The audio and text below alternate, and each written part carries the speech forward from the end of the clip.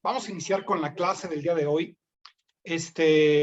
Arrancamos con un tema totalmente nuevo, que es el tema de las sucesiones testamentarias y sucesiones legítimas.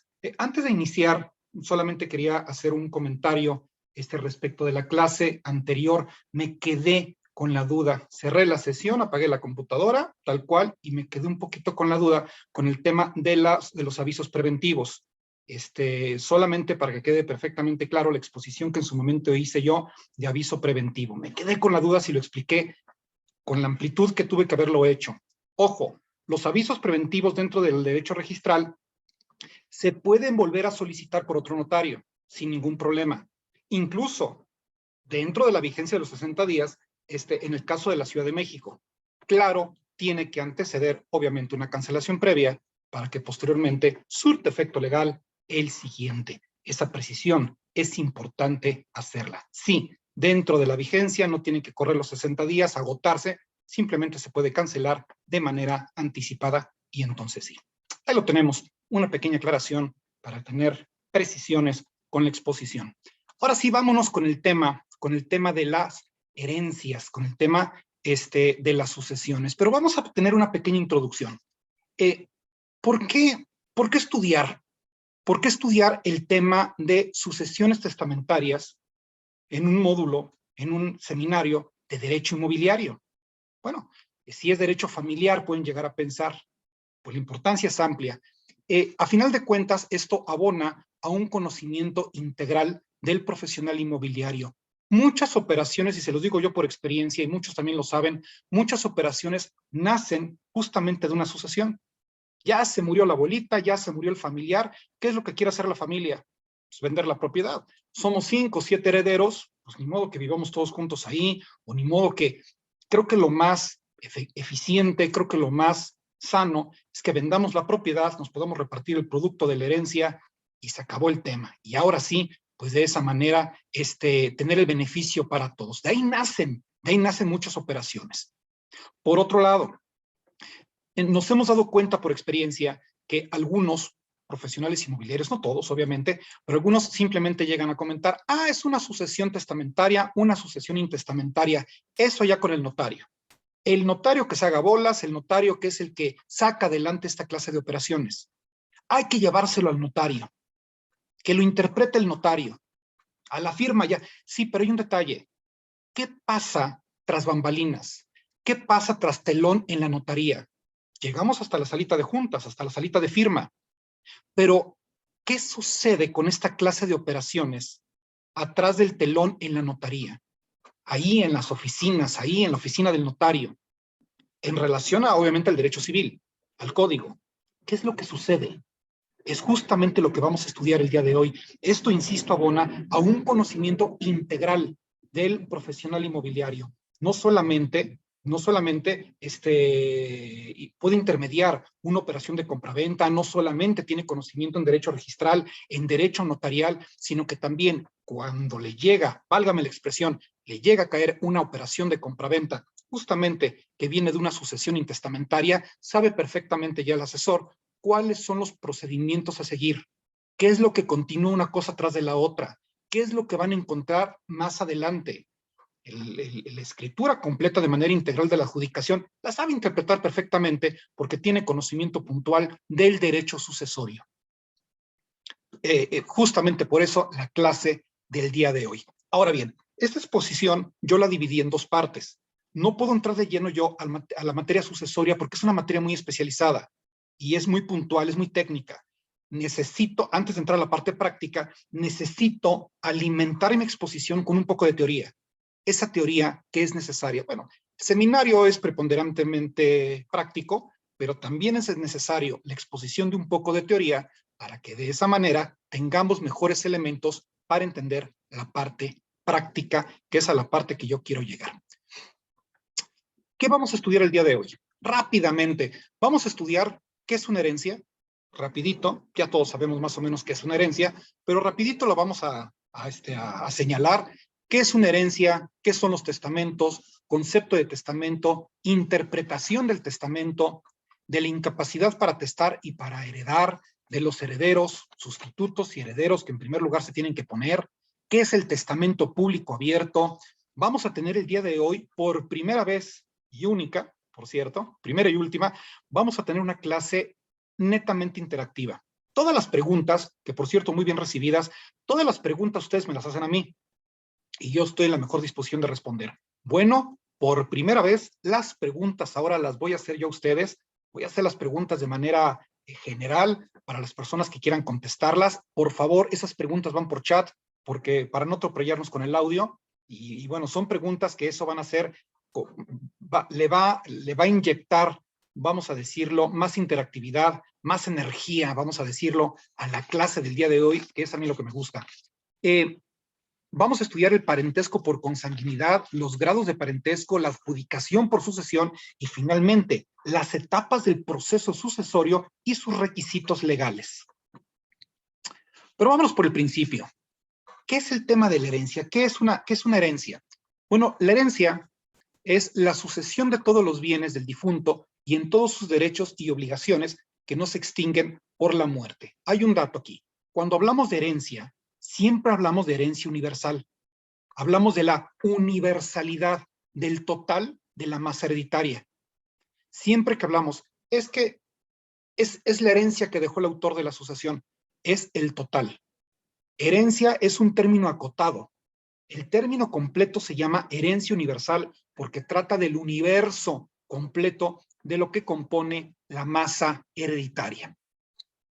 Por otro lado, las sucesiones pueden ser testamentarias o pueden ser legítimas por disposición de ley. Ojo, las sucesiones intestamentarias, la ley no las conoce de esa manera. Se le conoce como sucesiones legítimas. Entonces tenemos dos. Sucesión testamentaria, evidentemente es porque tenemos un testamento, y sucesión intestamentaria conocida por la ley, y hablando con propiedad en términos jurídicos, como sucesión legítima. Ya cuando me topo con un abogado y me dice, oiga, que fíjese que la sucesión intestamentaria del caso, bueno, ya sabes que no está aplicando bien el término, se habla de sucesiones legítimas, que es justamente la que no tiene testamento.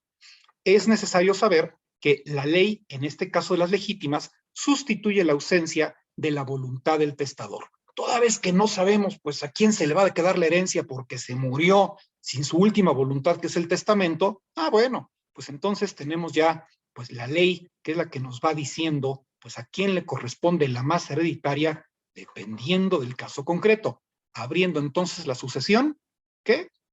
La sucesión legítima. ¿Qué son los testamentos? Dice el texto de la diapositiva.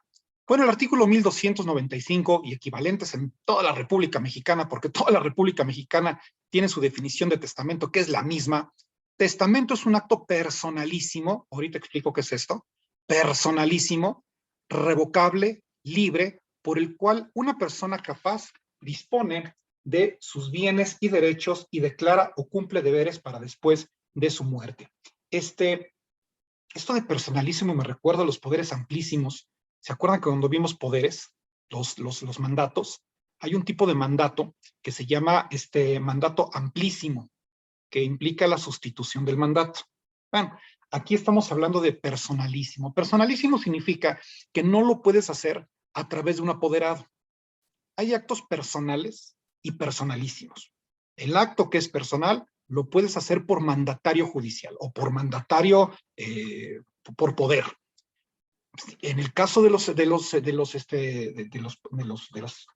testamentos que son personalísimos, significa que no lo puedes hacer a través de un mandatario. Tú personalísimamente, dice la ley, lo tienes que hacer. Dos, ¿es revocable? Bueno, claro. ¿Se puede revocar? Claro, la disposición testamentaria es perfectamente revocable para reemplazarla por otra. ¿En qué momento? En el momento en que tú quieras. Hoy hago el testamento, mañana lo puedo revocar la disposición testamentaria y en su momento crear una nueva disposición. Libre, bueno, pues claro, se requiere, como en el caso de los contratos, se requiere de la autonomía, de la voluntad para que yo pueda celebrar semejante acto jurídico, obviamente. Cualquier persona capaz, dice la ley, y ahorita hablamos de la capacidad para hacer testamento, pues puede disponer de sus bienes y puede disponer de sus derechos.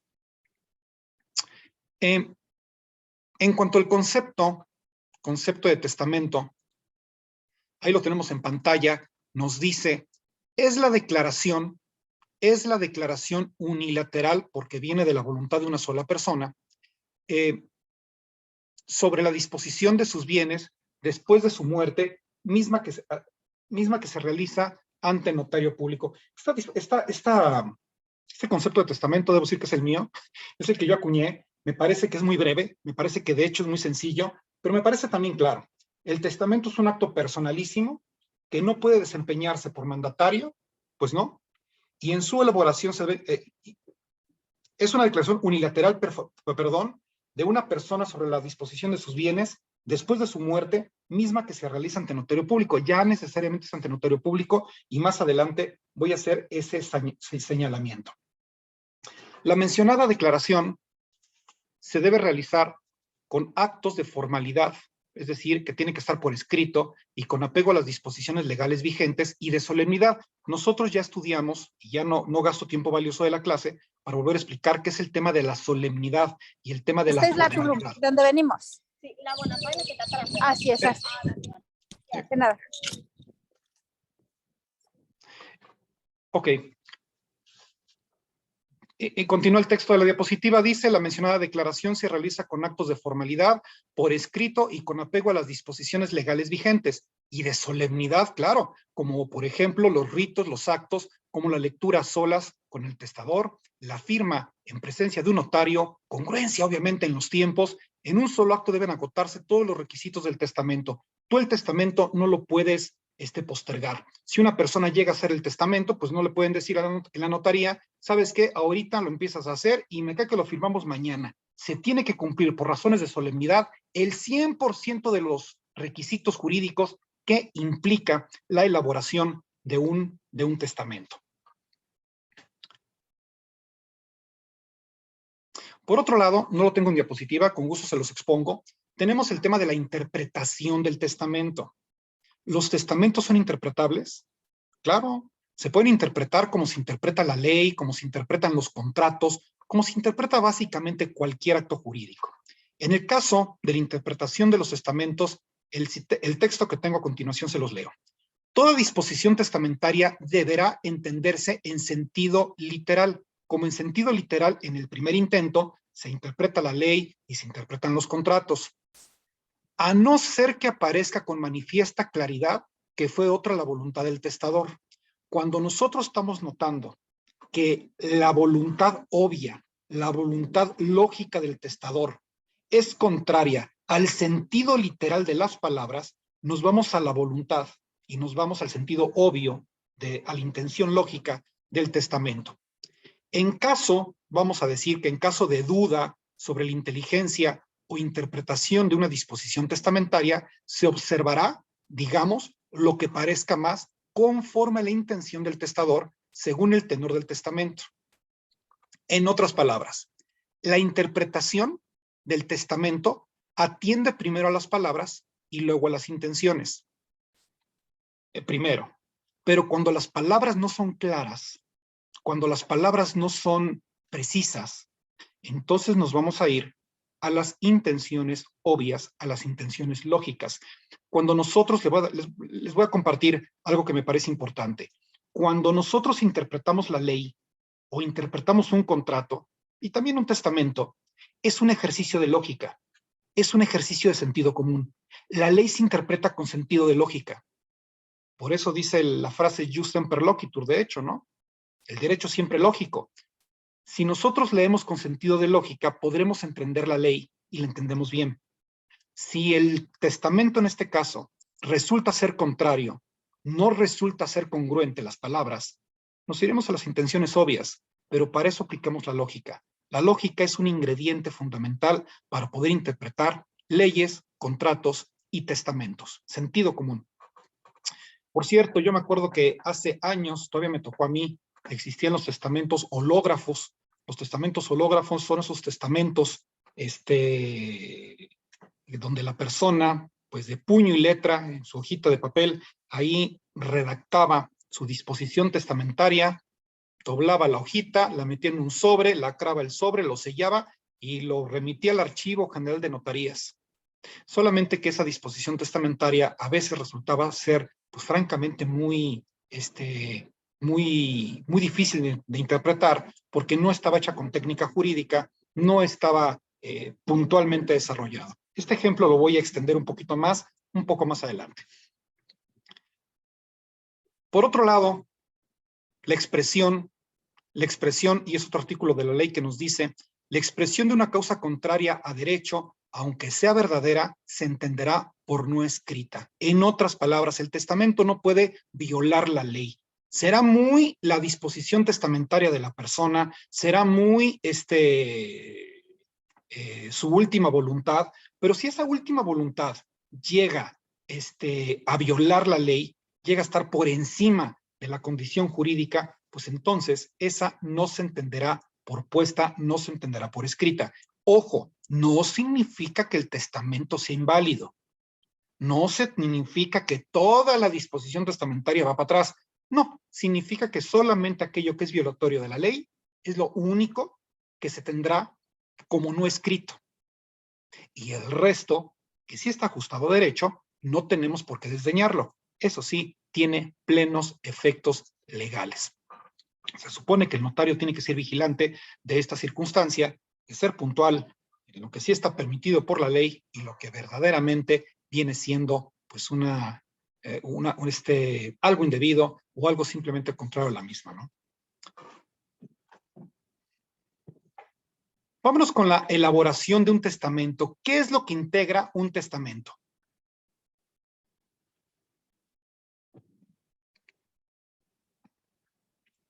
Buenas tardes a todos. Buenas tardes, muy buenas tardes. Claro que sí, buenas tardes.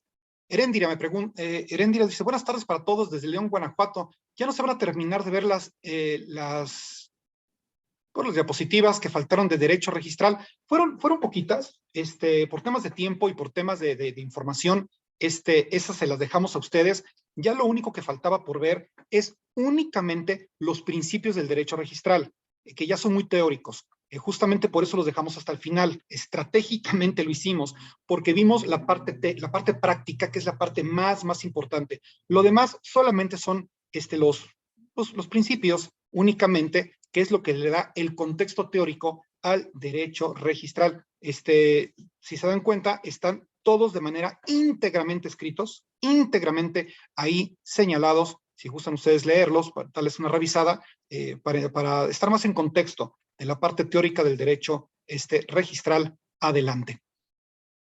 Michelle me hace una pregunta. Buenas tardes. Un ejemplo de qué situaciones de que se plasme el testamento que viola la ley.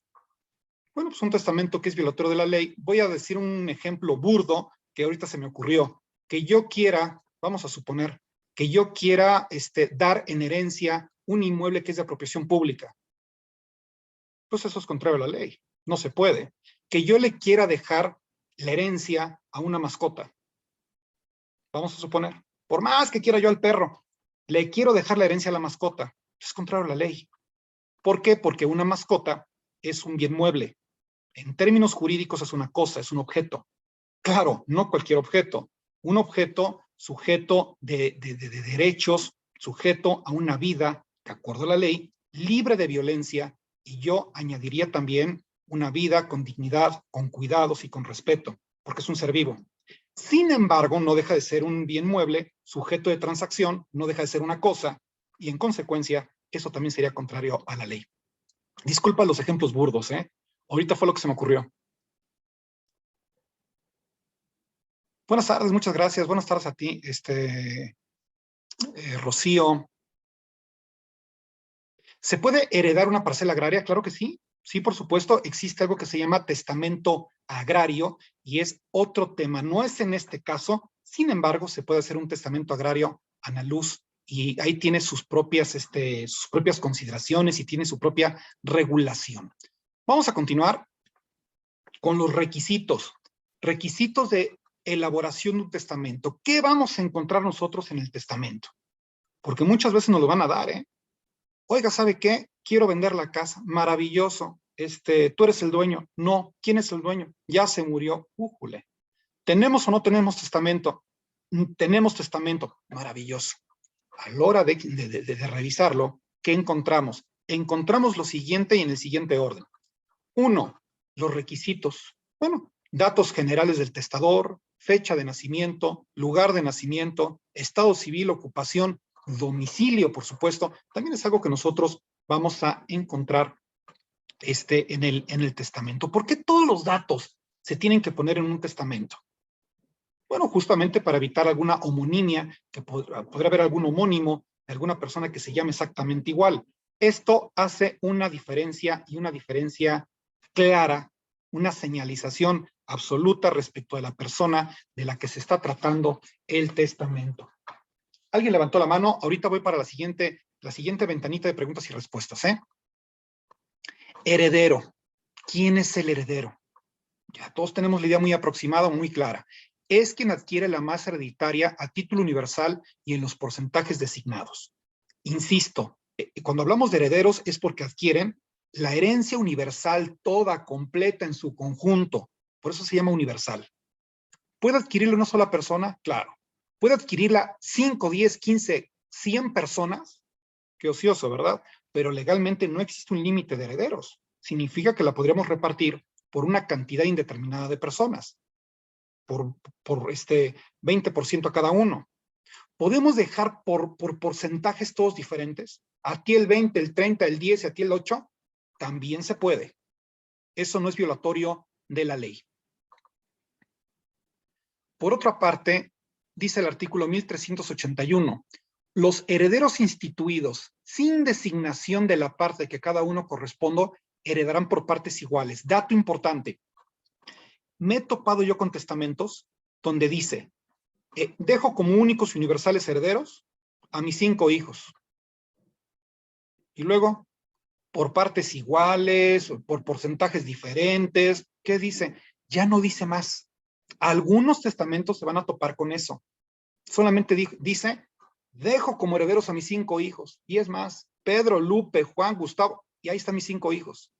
La ley es clara que cuando no diga el testamento, omita el porcentaje, la designación del porcentaje de cada uno, se preentenderá como por partes iguales. A veces la ley hace un esfuerzo, vamos a decirlo así, hace un esfuerzo por tratar de compensar las deficiencias o las omisiones que a veces se llegan a poner en algunos documentos. Vamos a suponer si nos encontramos un acta de matrimonio y en el acta de matrimonio resulta que al juez o jueza del registro civil se le olvidó poner el régimen patrimonial y no sabemos si es separación de bienes o sociedad conyugal. ¿Qué será? Bueno, la ley estima que si no tenemos nosotros un régimen patrimonial señalado en el acta de matrimonio, será siempre separación de bienes. Se preentenderá que existe una separación de bienes. Bueno, la misma situación acá. Sí, no tenemos designación de porcentajes, se preentenderá que nos vamos por partes iguales. Ahí la ley suple la deficiencia, yo no diría del testador, yo diría la de deficiencia del notario. Herederos sustitutos. Bueno, se sugiere su nombramiento en primer y segundo lugar en caso de ausencia o en caso de algún posible repudio. Los herederos deben tener herederos sustitutos en primer y segundo lugar. ¿Qué pasa si el heredero, vamos a suponer, se muere primero? Es a lo que la ley conoce como heredero premuerto. Tiene su nombre. Un heredero premuerto es aquel que muere lamentablemente de manera anticipada al testador. Bueno, o bien no se murió, pero simplemente el señor dice, a mí no me interesa la sucesión testamentaria de esa persona. Oye, ¿por qué no la vas a querer? No me interesa nada de esa persona, repudio la herencia en favor de otro heredero. Ah, ok. Simplemente no la quiere. 3, anda desaparecido. ¿Y dónde quedó el heredero? Pues quién sabe, se fue a Estados Unidos, lleva 15 años por allá y nadie sabe dónde quedó. Justamente para evitar estas situaciones es necesario tener herederos sustitutos.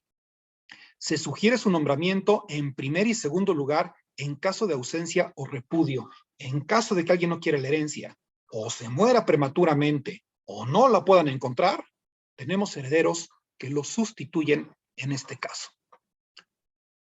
¿Puede el testador sustituir una o más personas al heredero o herederos instituidos para el caso de que mueran antes que él o de que no puedan o no quieran aceptar la herencia. La aceptación de la herencia, esa fuerza, ahorita voy, Nadia, la aceptación de la herencia, esa fuerza, claro que no, por supuesto que no. Tan libre es su otorgamiento como tan libre es, obviamente, su aceptación. Vamos a hacer una ventanita rápida de preguntas y respuestas. Nadia Montoya, a tus órdenes. Muy buenas tardes. Una pregunta, si no hay heredero, si no se menciona heredero sustituto, lo que entiendo es que se tiene que hacer un juicio sucesorio intestamentario. ¿Correcto? Ok. Y otra pregunta, en la lista de sucesión, en el caso de un ejido, que sea, cuando se hace una sucesión que la haces ante notario, ¿esa la tienes que registrar en el RAN? Es algo que se llama registro agrario, en este caso. Es un registro agrario.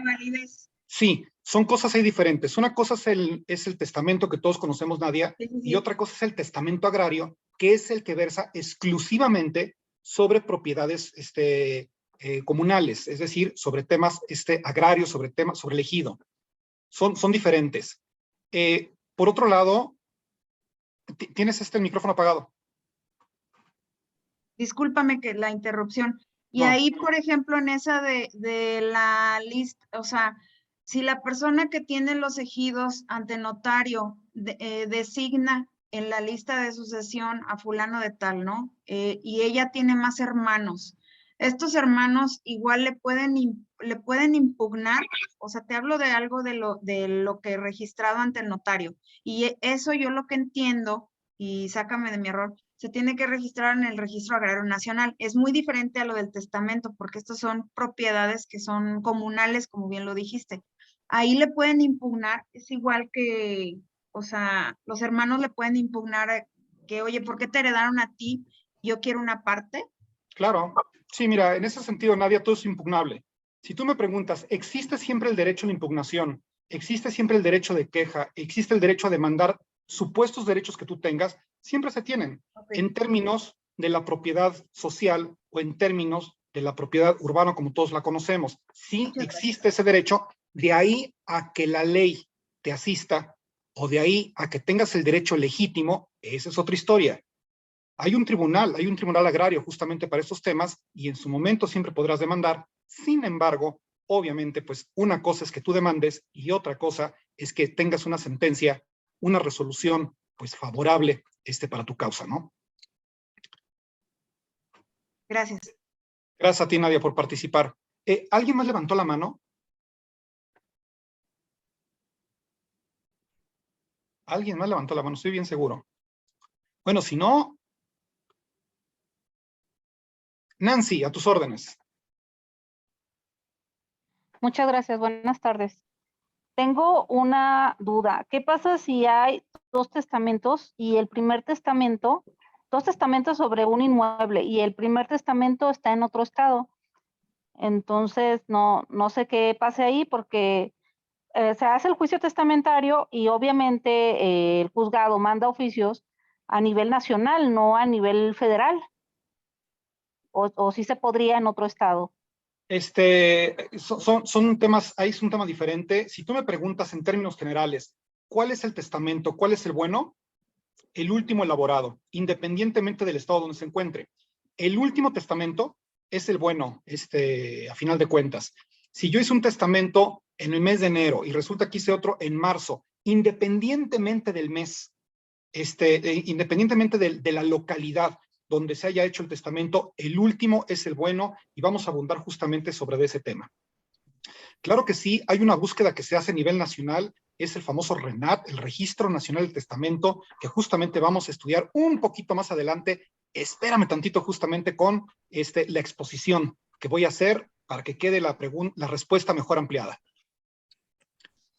Buenas tardes. A tus órdenes. Tengo un caso de un testamento.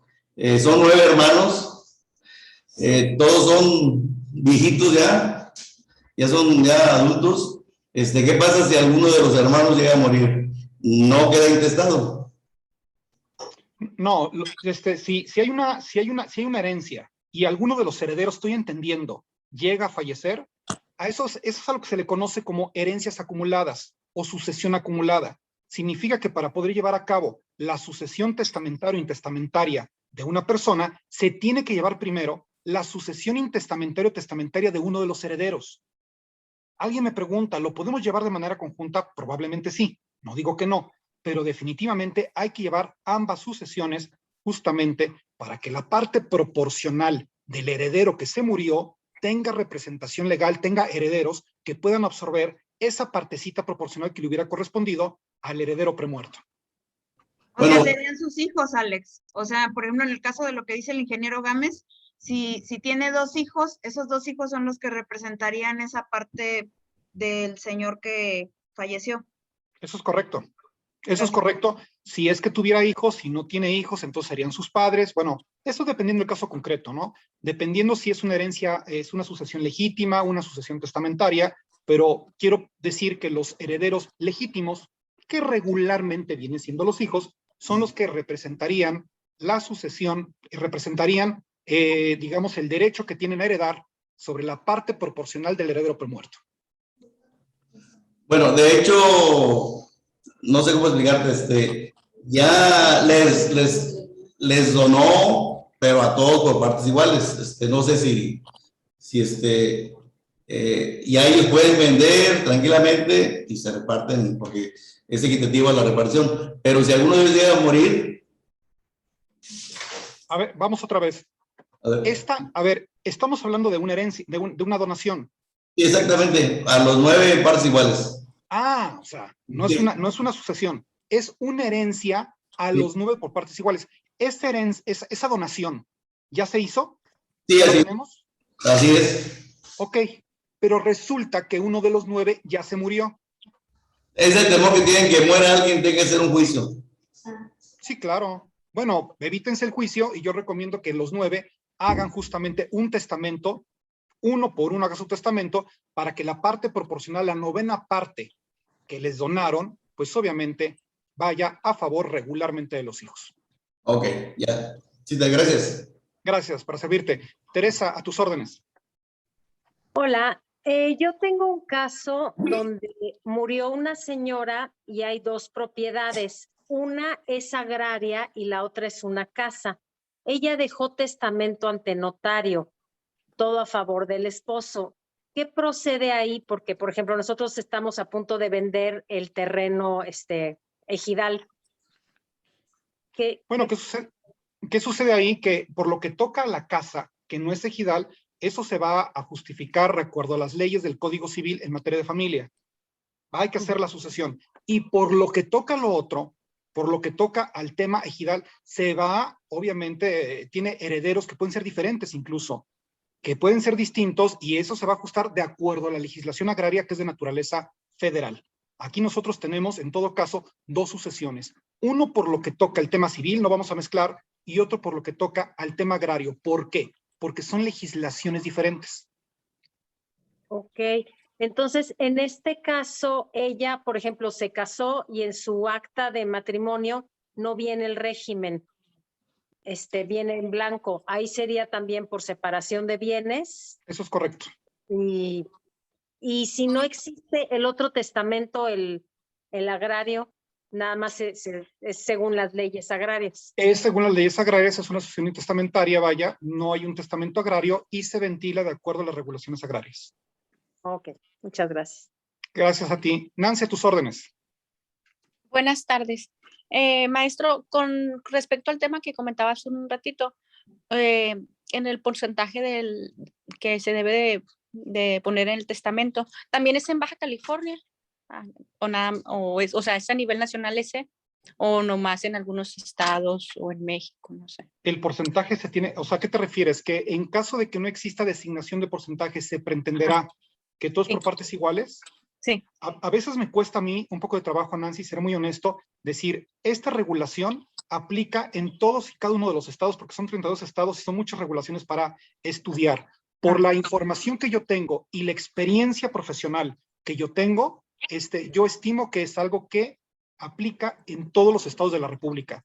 ¿Por qué? Porque me parece que esta regulación toca el sentimiento de lógica y sentido común más profundo de una regulación. O sea, simplemente no podría entender que un Estado de la República no lo pudiera, una regulación no lo entienda de esa forma. En consecuencia, me atrevo a decir que esto aplica en toda la República Mexicana. Michelle Chowell, a tus órdenes.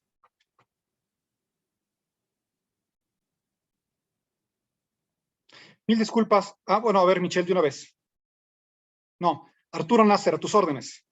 Sí, buenas tardes, muchas gracias. Tengo una pregunta. En caso de que existan herederos que no sean familiares, ¿existe una situación fiscal diferente a los herederos familiares?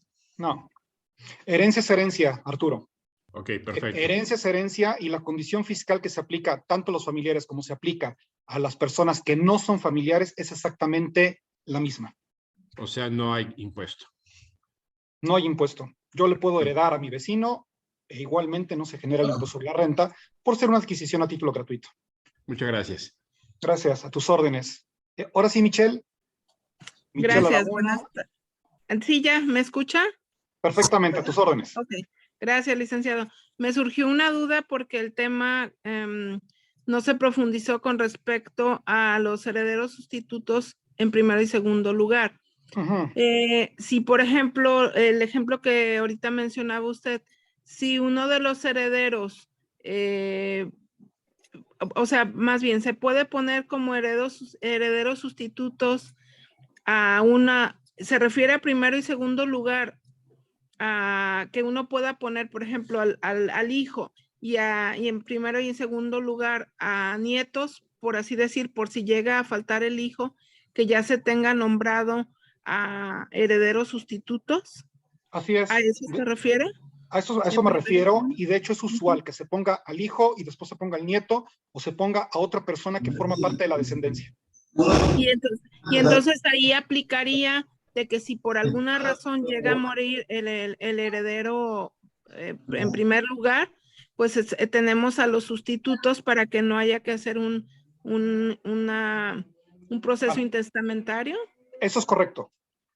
Los herederos sustitutos sirven para tratar de evitar que una sucesión testamentaria cómoda se convierta en la pesadilla de una sucesión intestamentaria. Excelente, es que creo que eso es muy importante porque yo como que así lo quise entender, pero no me quedaba muy claro y creo que es algo muy bueno sugerirlo incluso por aquello de que llega a faltar uno de ellos. Gracias. Gracias. Créeme que yo en 11 años de notaría era lo primero que yo les pedía a las personas, herederos sustitutos, justamente por la importancia que tú comentas. Sí, no lo había, nunca lo había escuchado. Gracias, licenciado. Gracias, a tus órdenes. Isela Molina, a tus órdenes. Están en orden. Buenas tardes. Para comentar un caso, en el caso de una pareja, la señora que ya sabía que iba a fallecer, dejó el testamento a nombre de sus hijos, de sus dos hijos, por una casa. El terreno donde ella construyó la casa junto con su esposo, se lo heredó su papá en primera instancia. Obviamente eso fue antes de que se casara. ¿Y se adjudicó? Sí, se adjudicó. Construyeron la casa y la señora cuando hizo el testamento le dijo a su esposo: voy a dejar la casa a nombre de mis dos hijos. Y estuvieron de acuerdo, pero ahora que los hijos dejaron al papá viviendo en la casa y no han hecho la adjudicación. Sin embargo, el señor, no sé, como que alguien lo está asesorando y dice que quiere invalidar el testamento que hizo su esposa. ¿Eso es posible? Sí, claro.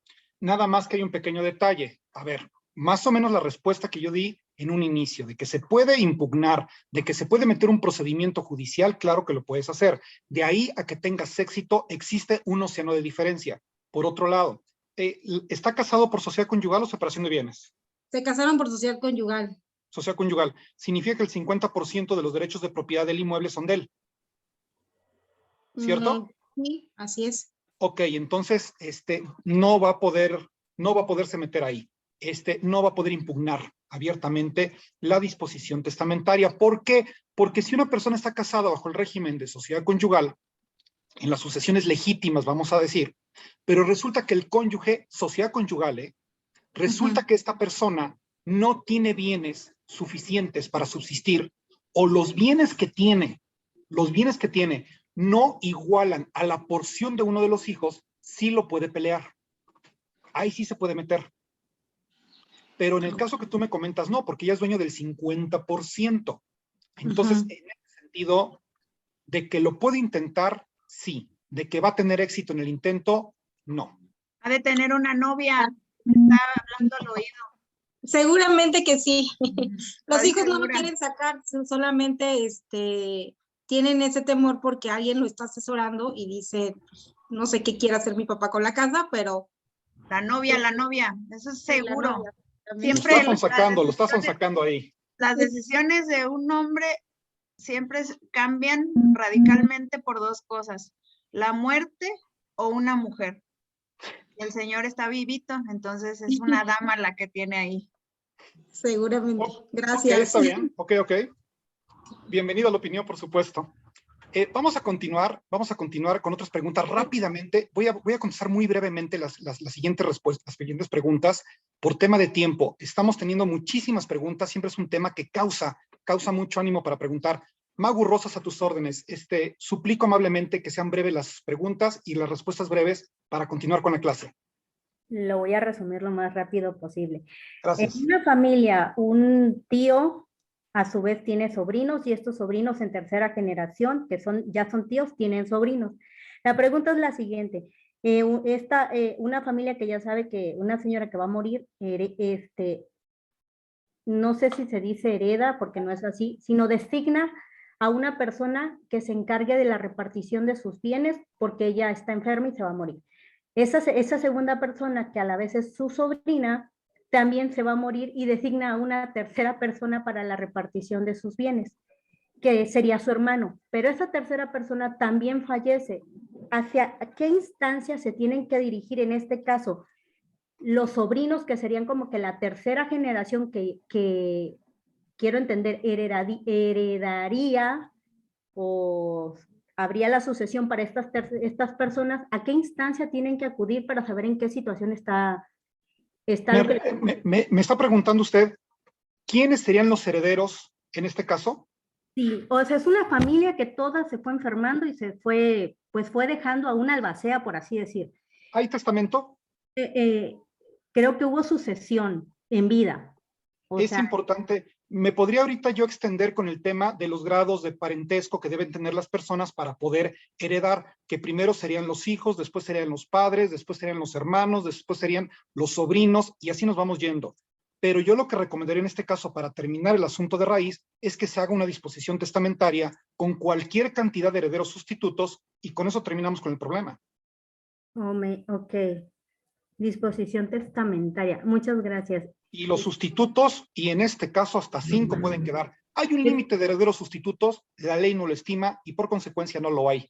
Lo que pasa es que todas las personas que fueron dejando a un sucesor para que repartiera sus bienes no tenían descendencia, solo tenían a su vez sobrinos, y estos sobrinos a su vez otros sobrinos, y vaya, no tenían como tal línea directa de sangre, como hijo. Sí, claro, habrá que ver, habrá que estudiar el caso con cuidado. Lo que tú me estás presentando, no podría yo hacerte una respuesta así rapidísima y con absoluta certeza. Más bien sería un tema a desarrollar, sería un caso a estudiar para ahora sí dar una respuesta profesional. Gracias. Miguel Basabe, a tus órdenes. Buenas tardes. Pregunta, es una casa habitación que se heredó en vida a 2 hijos. Está en usufructo la mamá, el papá falleció. Entonces, están en común acuerdo tanto el usufractante como los hijos de vender la propiedad. Pregunta, para el incentivo fiscal del ISR, si solamente uno de los hijos puede demostrar que ha vivido ahí y el otro también ha vivido ahí, pero no tiene forma de demostrarlo, ¿puede aplicar el incentivo de exención del ISR para ambos de alguna manera? Gracias. Sí se puede. Sí se puede. Si son, a ver, ahora sí que lo voy a decir tal cual, que saque su credencial para votar y adelante lo puede llegar a exentar, y que se espere 6 meses para vender, y sin ningún problema ambos pueden exentar el impuesto sobre la renta. Sin embargo, supongamos que quieren vender mañana y uno de ellos sí tiene capacidad para poder exentar el impuesto sobre la renta y el otro no. El otro tiene que pagar el impuesto sobre la renta respecto del 50% de los derechos de propiedad. ¿Por qué? Porque la ley del impuesto sobre la renta es clara cuando dice que el recibo de la luz o con aquello que quieras acreditar que has estado viviendo en el inmueble se puede extender si está a nombre de tus ascendientes, descendientes o cónyuge. No dice hermanos. No dice hermanos. Entonces, en ese sentido, si no es así el caso, tendría que pagar el impuesto sobre la renta independientemente si es nuda propiedad o no nuda propiedad. Claro, podrían vender una vez que el usufructuario ya falleció. Ya no sería nuda propiedad, sería la propiedad llana tal cual, pero no podría exentar el impuesto toda vez que el otro es su hermano y en consecuencia tendría que hacerlo. A menos que saque su comprobante y deje pasar el tiempo prudente que la ley civil marca. Muchas gracias. Gracias, a tus órdenes.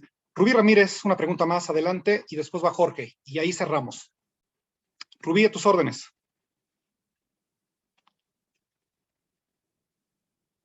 Jorge Gámez, a tus órdenes. Sí, buenas. Hay un matrimonio casado bajo régimen conyugal. Fallece uno de los cónyuges. Entiendo que tiene un testamento únicamente, tiene que ser un juicio testamentario, donde el cónyuge se lleva el 50% y el otro 50% los herederos, los hijos. Bueno, pero enseguida muere el otro cónyuge. ¿Cómo queda la propiedad? Adquirió el cónyuge, el propietario titular, adquirió el inmueble estando casado con esa persona. Sí, así es. Perfecto. Si son dos hijos, entonces estamos hablando de que son dos sucesiones, vamos a pensar intestamentarias, y al ser dos sucesiones, vamos a decir intestamentarias, bueno, pues significa que heredarán por partes iguales el 50% de los derechos de propiedad del propietario titular y el 50% de los derechos de propiedad de quien tenía los gananciales matrimoniales, cada uno de ellos. Ahora sí que va a heredar la mitad del 50% de su papá y la mitad del otro 50% de la mamá. Uno por ser propietario titular y la otra por tener el ganancial matrimonial justamente en favor de ella. El periodo en el que falleció uno y el otro son un mes. ¿Tienes que hacer dos juicios los dos? Sí, acuérdate que las sucesiones son temas personalísimos y en consecuencia nosotros no podemos hacer una sucesión común. Es que estaban casados, nos aventamos la sucesión por los dos. No, son dos sucesiones independientes una de la otra que bien se pueden llevar de manera paralela. Ok, muy amable, gracias. Gracias, a tus órdenes. Vamos a continuar, debo continuar con la clase. Rápidamente, Verde Olivo Inmuebles, rápidamente contesto esa pregunta también. ¿No se puede heredar en vida? Eso sería donación, eso es correcto. La herencia se da cuando fallece el testador. Eso es cierto, a lo mejor alguien hizo un comentario anterior.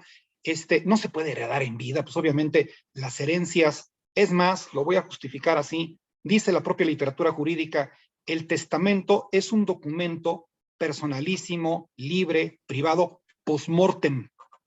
Post-mortem con efectos legales posteriores a la muerte. Cuando una persona llega a fallecer, es donde nace en la vida jurídica todos los efectos y bondades de los testamentos. De hecho, hay un artículo que me parece yo haber leído en una de las clases anteriores, me parece que fue la segunda clase, si más no me falla la memoria, donde se hace justamente la diferencia entre la herencia, forma de adquirir a título gratuito, cuando hay una persona ya fallecida, y donación, forma de adquirir también a título gratuito, pero cuando las dos personas están vivas, obviamente.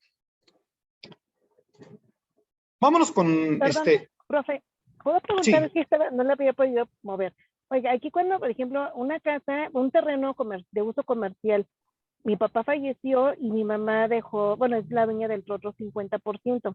Me comentaban que a la hora de la venta no va a pagar impuestos por ser herencia. Cuando es un terreno comercial. Otra vez. Disculpa, no entendí la pregunta. Adelante. Sí, un terreno comercial. Sí. Mi papá falleció y obviamente los hijos somos los herederos. Sí. El otro 50 lo trae mi mamá. Sí. Entonces me decía el abogado, cuando se venda no vas a pagar impuestos por cuestión de que es herencia. No. ¿Es correcto aunque el terreno sea comercial? No, no es correcto. No, eso no es correcto.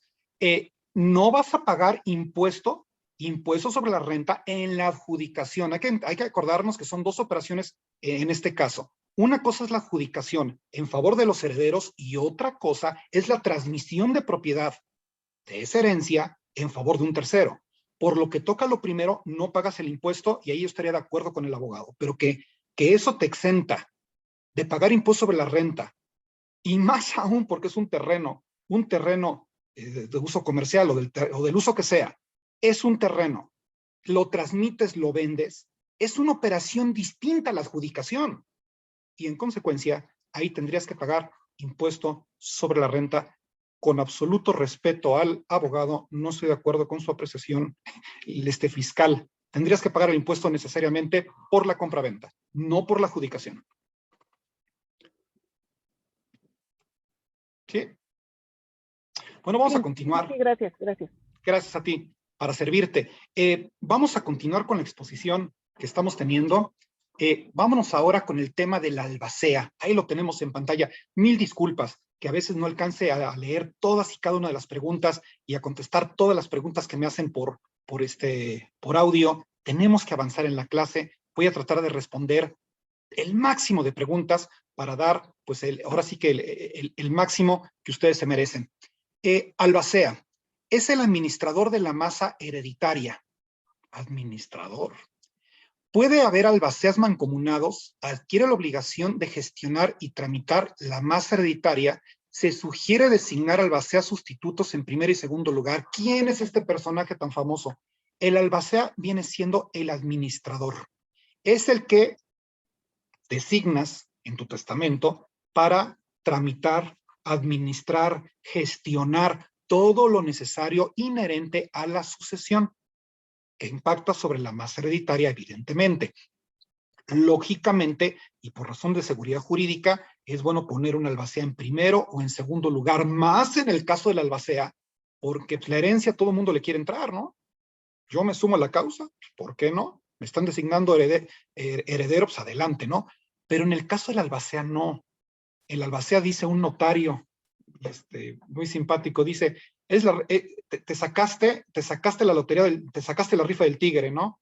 Porque a final de cuentas, cuando eres heredero, tienes la suma de derechos respecto de la masa hereditaria. Y cuando eres albacea, tienes una suma de obligaciones para con la masa hereditaria. No tienes una componenda mayor por encima de un heredero por el simple hecho de que eres albacea. Mucha gente me ha preguntado, oiga, abogado, pero si soy albacea, se supone que yo tengo ahí algún mejor derecho porque estoy administrando. No, no lo tienes. Otra cosa es que puedes cobrar honorarios, y eso es un tema totalmente diferente. ¿Puedes cobrar honorarios? Claro que sí, por supuesto. Se pueden ajustar y existen algunos elementos para hacerlo, pero de ahí a que tú tengas un mayor derecho por el simple hecho de ser albacea, no. Se adquieren responsabilidades, que es la de administrar la masa hereditaria. Ahí sí es bien importante el primero y segundo lugar, porque mucha gente llega a decir, ¿sabes qué? Yo no quiero el cargo de albacea, no me interesa. Para que te acepten ser heredero es muy fácil. Para que te acepten ser albacea, a veces no tanto, a veces sí, a veces no. Entonces siempre es bueno que haya en primero y segundo lugar. Termino la exposición de la albacea diciendo, con dos cosas. Una, ¿quién va a pagar el predial? El albacea. ¿Quién va a pagar el agua? El albacea. ¿Quién va a ir a la junta de condóminos del departamento de la abuelita? El albacea. ¡Ay, tenemos un juicio de pides linde de la propiedad, mira, del terreno del tío! El albacea. Es el que se va a encargar. Tenemos un departamento que vamos a rentar. ¿Quién va a firmar el contrato de arrendamiento como arrendador? Ese mero, el albacea. ¿Por qué? Porque la ley así se lo permite y porque la albacea tiene algo que se llama poder por disposición de ley o mandato por disposición de ley. No es porque le des un poder a la albacea, sino porque la albacea tiene conferidos un poder para pleitos y cobranzas y actos de administración y hasta ahí, por disposición de ley. Por eso lo puede hacer. Pero más adelantito vamos a ver algunas precisiones de lo que es el albacea. 2. El albacea es importante que sea una persona honorable, que sea una persona responsable, que sea una persona íntegra. Y eso no lo dice la ley ni está en ningún lado, eso lo digo yo. Créanme, hemos llevado nosotros varias sucesiones, bueno, muchas sucesiones intestamentarias o testamentarias, y resulta que la bujía que mueve que esto funcione viene siendo la albacea. Si la albacea no tiene esta calidad de persona honorable, de persona responsable, no va a funcionar. En serio lo digo. Alguien, una vez en una comida entre abogados, un abogado ahí por ahí dijo en la mesa, el mejor albacea es aquel que es abogado. Pues no le increpé ni le dije nada, ¿no? Pero la verdad es que yo no estoy de acuerdo. Me parece que el mejor albacea no es aquel que tiene el conocimiento jurídico de serlo. Me parece que es la persona honorable, la persona responsable, la persona ética. Ese es el mejor albacea. En el camino entenderá y en el camino va a aprender cómo funciona. Pero a mí me parece que para estos cargos y para muchos más, creo que en primer lugar está los valores de la persona por encima del título o de la experiencia o del conocimiento jurídico que puede llegar a tener. El segundo lo aprendes en el camino y el primero lo tuviste que haber tenido desde el inicio. Ahí está ya. Mi apreciación personal humilde del caso. Vámonos con lo siguiente, vámonos con el tema de los tutores. Tutores no están en diapositiva, pero se los platico. Solo si hay menores de edad y su respectiva designación de los sustitutos. Los tutores o tutriz, en este caso, en caso de ser hombre o mujer, resulta que se da cuando falta la mamá y falta el papá. Cuando llega a faltar papá, bueno, pues los hijos a cargo de quién quedan, de la mamá. ¿Por qué? Porque está en el ejercicio de la patria potestad, que es un derecho inalienable que el Código Civil establecía, así está la ley. Nada más. Pero si faltan los dos, entonces ahí sí es bueno poner tutor o tutriz en primer y segundo lugar en caso de ausencia de los dos padres. Recuerden, la patria potestad se ejerce de manera conjunta, de manera mancomunada, de acuerdo a la legislación civil. Testigos, solo si el testador sabe leer, solo si el testador no sabe leer ni sabe escribir. A ver, con el tema de los testigos, algunos notarios siguen poniendo los testigos independientemente si la persona sabe o no sabe escribir. Desde mi particular punto de vista, esto no es necesario. Si la persona sabe leer, si la persona sabe escribir y entiende perfectamente cómo está el testamento, no hay necesidad de testigos. Digo, creo que la fe pública es lo suficientemente fuerte, lo suficientemente sobrada como para que el testamento sea útil. Solamente si la persona no sabe o no puede leer, o si la persona no sabe o no puede escribir, es ahí donde vamos a necesitar justamente a un testigo. Por otro lado, el notario, para terminar este tema, el notario debe cerciorarse del sano juicio del testador, de su verdadera voluntad que sea libre de toda coacción, conocer la identidad del testador, se llaman certificaciones, El notario debe certificar la completa comprensión del testamento. Estas certificaciones son fundamentales y las vamos a encontrar en la última parte del testamento. Ya radiografiamos completamente el contenido del testamento. ¿Qué pasa después? Concluido el testamento. Ya lo elaboramos, ya lo firmamos, ya estamos contentos, nos vamos de la notaría. ¿Qué pasa después? Bueno, concluido el testamento, el notario dará aviso al Archivo General de Notarías. El notario tiene las horas contadas, sí lo digo, depende de la legislación, pero son alrededor de 48 horas. Tiene las horas contadas para que el notario pueda enviar ese aviso al Archivo General de Notarías. ¿Qué pasa si a la persona saliendo de la notaría, Dios no lo quiera y solamente es un ejemplo, algo le pasa y se muere saliendo de la notaría? ¿Qué evidencia queda para la familia, porque no saben si fue a la notaría o no, qué evidencia queda en el mundo que este señor hizo testamento? Justamente el aviso que da el notario al Archivo General de Notarías y a partir de cierta fecha al Registro Nacional de Testamentos. Yo me acuerdo que en esos tiempos todavía trabajaba en notaría, me parece que era el 2000, disculpen mi muy mala memoria, 2007, 2008, me acuerdo yo, salió publicado en el Diario Oficial de la Federación la constitución, la creación del famoso RENAT, y el notario me acuerdo que me llamó a la oficina. Me dijo, abogado, le voy a pedir un favor. Pues bien, le voy a pedir por favor que estudie a qué se refiere el RENAT qué es el Registro Nacional de Testamentos, le dé una estudiada, lee el oficial de la Federación y lo exponga al personal de la notaría para que todos estemos informados. Bueno, pues efectivamente lo hice y bueno, tampoco tenía ninguna ciencia.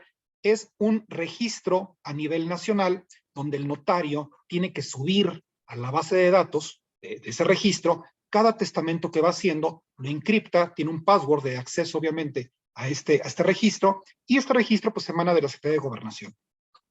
Es, digamos, un candadito más para dar certeza jurídica a todos los testamentos que se hacen en todo el país. Por otro lado, y en otro tema, todos aquellos que no tengan prohibición para hacer testamento, pueden hacerlo. La ley lo hace por exclusión. Vámonos a este tema, el tema de la incapacidad para testar e incapacidad para heredar. No va a ser ventanota de preguntas y respuestas. Una ventanita vamos a abrir con la intención de empezar a desahogar preguntas. Nancy Ortiz, a tus órdenes. El audio. Maestro, es una preguntita de lo que comentó hace rato. Sí. Era, por ejemplo, cuando el papá muere y muere intestado y pues queda la mamá y pues abre un juicio sucesorio, ¿no? Cuando se muere, porque murió intestado. Entonces, intestamentario. Y se muere el señor y después muere la mamá, pero la mamá sí hace testamento y nada más le deja todo a un hijo. Entonces ahí ¿puede ella heredar si todavía está abierto, no se ha cerrado el juicio del papá? Claro. O sea, ¿puede ella heredar lo que, si no se ha cerrado el juicio del papá? ¿Ella puede heredar? Claro, sí, por supuesto. Sí se puede heredar, por supuesto. Supongamos que ella no tiene nada. Ajá. Supongamos que ella no tiene absolutamente nada. Pero sí tiene un testamento, pero ella en su momento, y de haber estado viva, hubiera adquirido una propiedad que era de su esposo. Entonces, ¿cómo se resuelve esto? Se resuelve a través de lo que llamamos sucesiones acumuladas. Se tiene que llevar la sucesión, evidentemente la sucesión intestamentaria o la sucesión testamentaria a bienes de esta señora, que ya falleció de manera anticipada, esto con la intención de que existe una representación legal respecto del título que ella tenía como heredera o beneficiaria de la herencia de su esposo. Sí es posible que haya hecho el testamento, que lo haga con anticipación, ya en su momento, ya a los hijos, pues ya les corresponderá llevar estas sucesiones acumuladas, y por cada sucesión acumulada, que más adelante vamos a ver el tema fiscal, tendrán que pagar impuestos, derechos, gastos honorarios de cada sucesión.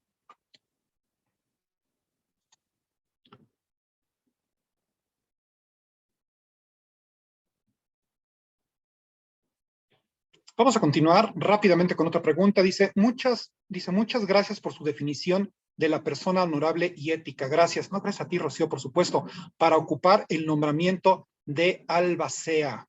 Siempre lo he dicho, con principios personales, principios morales, mata título y mata conocimiento. Siempre lo he dicho. Lo primero, lo segundo lo aprendes, con lo primero es con lo que ya llevas, con lo que naces. En una familia de 9 hijos se nombraron 2 albaceas. ¿Quién de los dos hace la función? Los hacen de manera mancomunada, Octavio. Existe una figura que se llama albaceas mancomunados, que por cierto no es nada común, ¿eh? Es raro que se haga de esa manera, pero existe la figura jurídica de albaceas mancomunados. Significa que los dos, de manera común, de manera conjunta, tienen que llevar a cabo toda la administración y toda la organización de la sucesión testamentaria o intestamentaria. No se le finca la responsabilidad uno al otro, se le finca a los dos porque los dos van a trabajar de manera común. Licenciado, ¿y si no cumple sus obligaciones el albacea, pues con quién se puede dirigir los herederos? Lo tienen que revocar. Si no cumple con su obligación, si no cumple con esa responsabilidad que la ley le marca, porque está en la ley, está en el librito que tengo aquí al lado. Si no lo tiene, si no lo cumple, entonces significa que podría haber algo que se llama revocación de albacea, y y es un procedimiento judicial que se tiene que llevar toda vez que no cumple con su trabajo, y dentro de la Junta de Herederos habrá que señalar, habrá que designar propiamente dicho a otro. Algo quiero comentar al respecto, me parece importante, Norma. No puede haber sucesión testamentaria o sucesión legítima sin albacea. Si no hay albacea, simplemente no funciona. El título es a fuerza. El nombramiento es a como dé lugar. Y si no cumple su obligación, habrá que reemplazarlo por otro designado por la Junta. ¿Cómo se establecen los honorarios de los albaceas? Cada estado de la República tiene sus propias formas, sus propios modos. Existe una tablita por ahí, habrá que checar ahí la justificación que se tiene, la regulación en ese sentido, de cuáles son los honorarios que se tienen que cobrar. También depende de la masa hereditaria. Pero esto no es tan frecuente. Lo que comúnmente se hace en el 90% de los casos es que no hay honorarios para los albaceas. Como todo queda en familia, yo a mi hermano no le voy a decir, ¿sabes qué, hermano? Fíjate que yo soy albacea, me vas a pagar, hermano, tanta cantidad de dinero por la sucesión de mi papá. Eso nunca sucede. Se lo digo por experiencia. Más del 90% de los casos no hay honorarios para los albaceas. Cuando llega a haber honorarios, nos ponemos de acuerdo entre familia. Y en una pequeñísima proporción nos tendríamos que ir a la regulación estatal para poder verificar cuál es la tabla y cuáles son los honorarios. Un heredero, me pregunta Isela, ¿un heredero puede ser también albacea? Claro, sí, por supuesto. De hecho, hasta yo lo recomiendo. ¿Por qué? Porque ese heredero, ese albacea, tiene interés, ya un interés económico sobre la masa hereditaria. Imaginen si es un albacea y el albacea simplemente nada tiene que ver con la masa hereditaria, pues no digo que no vaya a hacer su chamba, ¿no? Pero digamos que el interés económico hace que el albacea sea un albacea más eficiente. Nadia, tus órdenes. Una pregunta, Lick. Si yo estoy designada como albacea somos 4 hermanos y yo no quiero darle a uno de mis hermanos, ¿qué puedo promover ahí? ¿Un estado de interdicción de mi hermano? O sea, si es una persona que no, o él no puede, ¿cómo decir? ¿Cómo lo puedo obligar a que repudie la herencia? O sea, tú tienes 4 hermanos, tú eres la albacea y resulta que es disposición testamentaria o intestamentaria, no sé, pero cualquiera de las dos.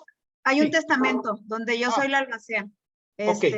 Y tengo 3 hermanos, pero uno de ellos, no, lo voy a decir así abiertamente, no le quiero dar la parte que le están dejando.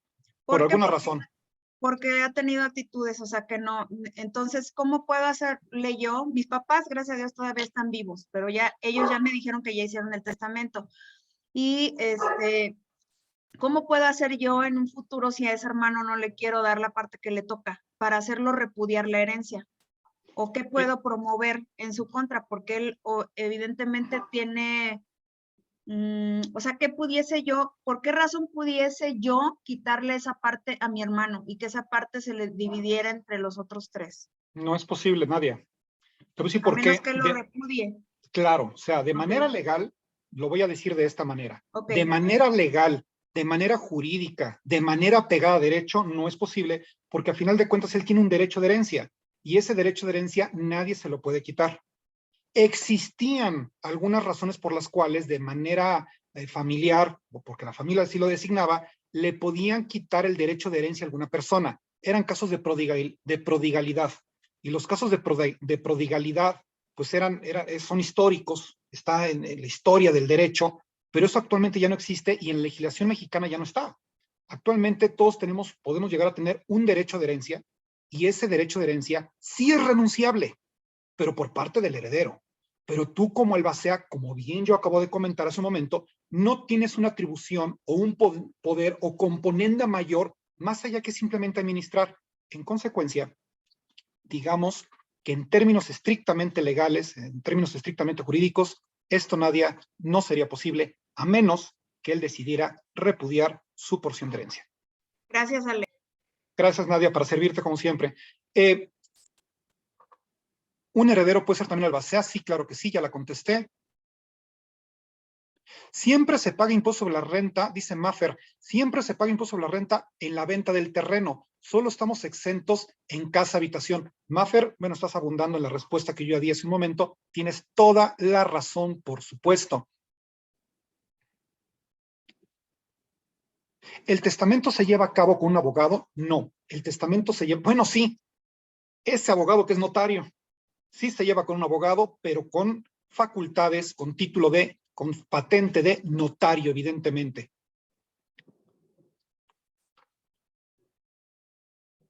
Rápidamente una pregunta más y continuamos con la clase. Claudia Pérez me pregunta, me dan una propiedad donde los dos padres dejaron testamento, maravilloso el testamento, pero estos nunca escrituraron la casa, híjole, que heredan a los hijos. ¿Qué procede? ¿Qué se hace en este caso?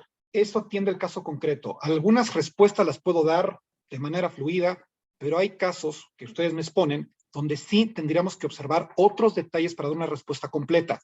Habrá que revisar, habrá que verificar si nosotros tenemos un contrato privado de compraventa, por ejemplo. Si tenemos contrato privado de compraventa, los herederos, la albacea, pueden llevar a cabo un juicio de otorgamiento y firma de escritura representando a la sucesión. Si no tienen absolutamente nada, entonces aquí yo les recomiendo que lleven a cabo una prescripción positiva en este caso. Depende del caso concreto. Muchas gracias, maestro, para servirte, Octavio. Gracias, licenciado, con todo gusto. ¿El albacea puede ser el mismo heredero? Claro que sí. ¿El testamento se puede modificar? El testamento no se puede modificar.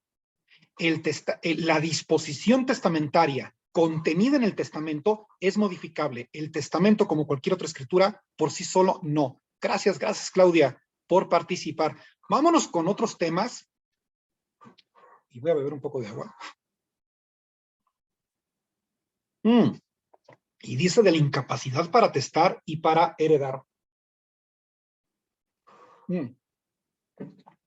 Dicen, los menores que no han cumplido están incapacitados para testar. ¿Quién no puede hacer un testamento? Los menores que no han cumplido 16 años de edad, ya sean hombres o ya sean mujeres, igual. 2, los que habitual o accidentalmente, pues no disfrutan de su cabal juicio. Es decir, aquellas personas que se encuentran en estado de interdicción, conocidos por la ley civil como interdictos, son aquellas personas que no pueden hacer testamento. Pues, ¿cómo? No se puede valer por sí mismo, no tiene lamentablemente esa capacidad de pensamiento libre, lúcido, y en consecuencia tampoco podría hacerlo. Por otro lado, todos los habitantes de la Ciudad de México y otros estados de la República, de cualquier edad que sean, pues tienen capacidad para heredar. Ahora vamos de las incapacidades para heredar. Y no pueden ser privados de ello de una forma absoluta, pero con relación a ciertas personas y determinados bienes, pueden perderla por alguna causa. ¿Cuáles son estas causas? Bueno, pues la pueden perder por falta de personalidad. Esto lo digo rapidito porque es teórico. ¿Por qué yo no puedo ser heredero? Pues por falta de personalidad. Pues no me han registrado, nunca me registraron civilmente. Ahí está una razón por la cual no puedo ser yo heredero. Por haber cometido un delito, sí, un delito en contra de la vida, en contra de la integridad, del testador. Entonces sí, ahí sí, esa sería otra razón por la cual no podría yo ser heredero. Presunción de influencia contraria a la libertad del testador o a la verdad o integridad del testamento. Pues imagínense que yo fui el heredero, pero como heredero yo fui la persona que le metió ideas y estuvo ahí sonsacando y estuvo la persona que trató de manipular al testador. Pues obviamente esa persona, como alguien dijo por ahí, la novia, pues ahí lo trató de influir para que le dejara todo. Si se llega a demostrar que esa persona influyó de manera dolosa para que le dejara la herencia a esa persona no tiene derecho tampoco a ser heredera. Eso no se vale. Causa de utilidad pública. Bueno, la causa de utilidad pública, bueno, pues el bienestar colectivo es superior al individual. En el caso de una expropiación, somos muy herederos todos, pero adivina qué, que la casa la van a expropiar. ¿Tiene derecho el Estado a expropiar? El derecho de dominio tiene dos limitaciones. Una está en la expropiación y otra está en la extinción de dominio que emana de la Ley Nacional de Extinción de Dominio que regula reglamentaria del artículo 22 de la Constitución. Esos son las únicas razones por las cuales el Estado dice, bajo el imperio del poder del Estado, te puede llegar a quitar tu propiedad. Claro, con alguna justificación, no es arbitrario. Bueno, pues en caso de que haya causa de utilidad pública, hay expropiación, pues ahí tú dejas de ser ya el heredero. Renuncia o remoción de algún cargo conferido en el testamento.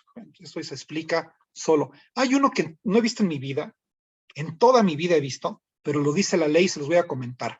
Falta de reciprocidad internacional. Falta de reciprocidad internacional. Cuando un extranjero, a causa de sus propias leyes, no puede dejar en herencia a un nacional. Entonces, ¿qué significa? Que yo nacional, yo mexicano, no puede dejarle la herencia a ese extranjero porque en su país le prohíben a él dejar a un mexicano como heredero. Eso se llama causa de reciprocidad internacional. Se los comento de manera anecdótica y por eso lo hice en menos de medio minuto, porque nunca lo he visto. Los otros sí son posibles. Por último, el caso de prodigalidad, que yo le estaba comentando ahorita a Nadia, por cierto, es bien interesante. Lo voy a ampliar un poquito. Otra razón por la cual no se puede ser heredero. Esto viene desde la antigua Roma y en otras legislaciones del mundo. Les insisto, es un poco de historia en tema del derecho, que es, por cierto, es apasionante esa materia, historia del derecho.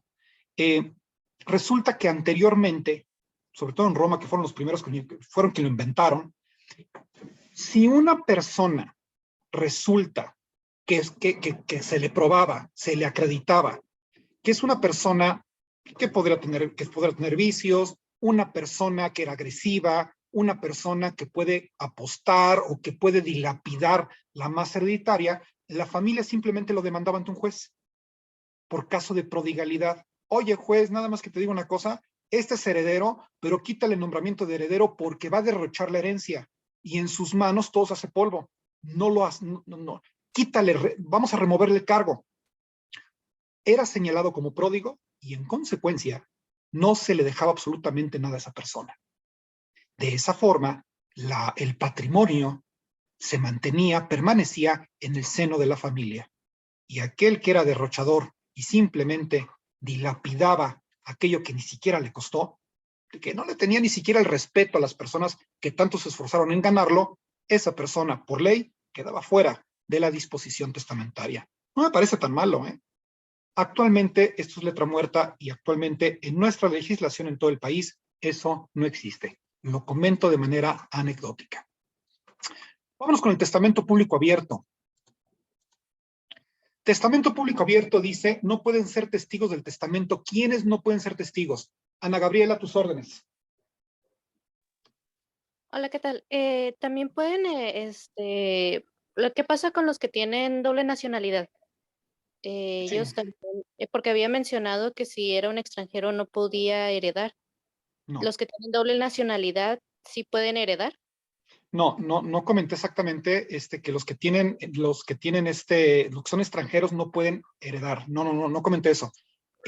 Comenté que no pueden ser herederos si es que existe una legislación, la legislación de su país en lo particular, donde diga que no pueden ser herederos los mexicanos. Si yo como mexicano estoy excluido de alguna disposición testamentaria porque en su país yo no puedo ser heredero, eso se llama causa de reciprocidad internacional y en consecuencia, pues esa persona tampoco puede ser designada como heredero. Ahora, el caso que tú me comentas de que si una persona, un extranjero que tiene, una persona nacional con doble nacionalidad puede hacer testamento, por supuesto que sí lo puede hacer sin ningún problema. Ok, y también puede heredar y entonces dar herencia, cualquiera de las dos. Sí, porque para efectos prácticos es un mexicano, es un nacional. Okay. Y en cualquiera de sus dos países, ¿no? O sea, tanto por ejemplo, es muy común en Estados Unidos y México, por ejemplo. Entonces, sí, tanto en Estados Unidos puede heredar como aquí en México. Absolutamente. Puede hacer un testamento bajo las leyes norteamericanas y puede hacer un testamento sin ningún problema bajo las leyes mexicanas, sin ningún problema. sin acreditar legales estancias en un país y en el otro, porque es tanto norteamericano, estadounidense propiamente, como mexicano. Ok, gracias. Gracias a ti por participar. ¿Un interdicto puede recibir herencia? ¿Un interdicto puede recibir herencia? Sí, sí la puede recibir, siempre y cuando se encuentre representado a través de un tutor o una tutriz que administre justamente esa masa hereditaria. De hecho, no es tan extraño. Hay algunas personas que, como no pueden valerse por sí mismas, pues es necesario darle en herencia lo suficiente que tengan para vivir, siempre y cuando esa administración esté a cargo de su tutor o a cargo de su tutriz misma, que puede estar designada en el testamento. Lo que no puede ser es hacer testamentos, o no, pero ser heredero, sí, claro que sí. De hecho, me parece justo. Testamento público abierto, artículo 1502 nos dice, no pueden ser testigos del testamento ¿quiénes? Los amanuenses del notario que lo autorice, los menores de 16 años no pueden ser testigos, los que no estén en su sano juicio, pues obviamente no hay que estar en su sano juicio, los que no entiendan el idioma que habla el testador, o los herederos o legatarios, sus descendientes y ascendientes y cónyuges. Obviamente, si a mí me están designando como heredero, pues yo no puedo ser también el testigo, ¿no? Lógicamente. Esto es bien delicado. Si una persona la designan como testigo y es heredero también, esto es causa de queja al colegio, ¿eh? Esto es causa de sanción al notario, ¿eh? Importantísimo. Y eso me acuerdo que lo decíamos mucho. Los herederos tienen que ser personas, bueno, tienen que ser vecinos, ¿sí? Amigos, cuates de la vida, así de sencillo. Pero no pueden, o personas completamente ajenas, sin ningún interés jurídico y ni económico sobre la masa hereditaria. Y pues los que hayan sido condenados por delito, pues imagínense, fueron condenados por delito, por falsedad. Dice condenados, sentenciados. Si una persona le levantan un proceso judicial y resulta que salió absuelto, entonces puede ser perfectamente testigo. Vámonos a otra parte de la clase y vámonos a una clase interactiva. Las preguntas siempre ustedes las hacen, y lo cual es maravilloso, pero por primera y única vez las preguntas las voy a hacer yo. Entonces, esto es solamente un ejercicio para hacer interactiva la clase, para darle movilidad, darle energía, más de la que ya tiene. y son pocas preguntas. Todos pueden contestar, las respuestas van por el chat. Obviamente relacionadas con el presente tema. Algunas son muy sencillitas.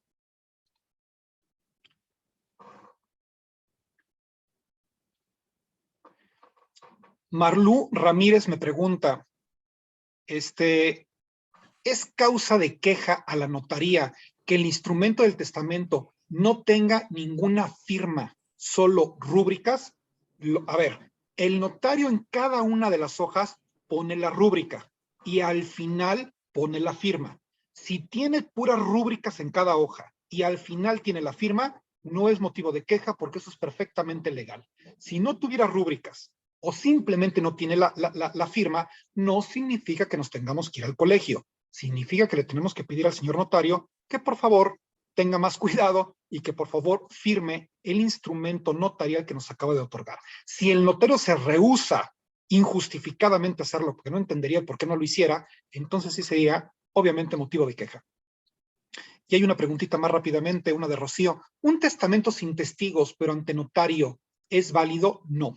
Tiene que ser necesariamente ya ante notario público. Anteriormente, Rocío, sí eran válidos, fíjate, ese sí era válido, es el testamento hológrafo, y ese no tenía mayor problema más que la firma del testador y de los testigos, y se acabó. Pero ese testamento actualmente está derogado en la gran mayoría de los estados de la República. Ah, dice, ante notario sí, pero sin testigos, claro que sí, perfectamente válido. Si la persona sabe leer y sabe escribir, no encuentro el problema, el por qué no lo puedo hacer sin testigos.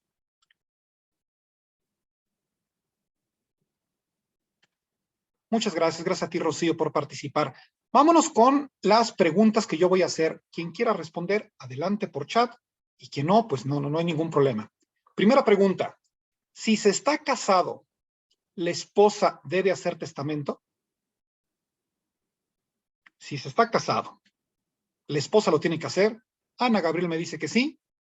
Michelle me dice que sí, Jorge también, Claudia, Kika, Rubí, todos me están diciendo que sí, Xochitl, Rubí, ambos me están comentando por ahí, Erendi me dice que sí, Laura que sí, Nadia Montoya, si es en separación, no, vientos Nadia, Mónica, si lo desean, sí, solo si están casados por separación de bienes, no, Arturo me dice que sí, dependiendo del régimen, y se le está apuntando. Bueno, pues efectivamente, maestro, el estado de Hidalgo sí tiene testamento hológrafo, vientos, gracias licenciado, por eso comenté, la mayoría de los estados de la República lo tiene derogado, la mayoría, pero no todos. Hidalgo sí lo tiene.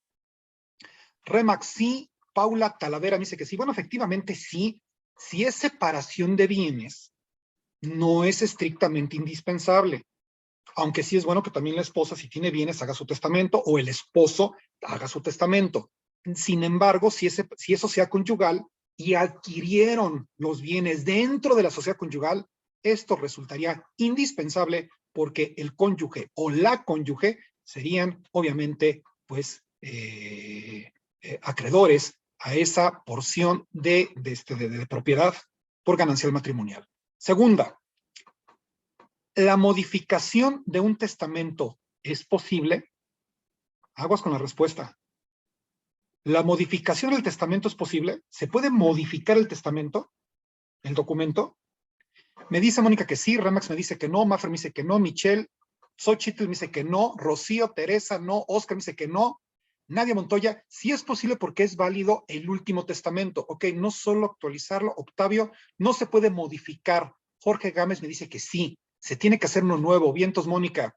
Uster me dice no, Valeria, si los propietarios están vivos, sí. Rogelio me dice que sí, se puede rehacer, me dice Georgina.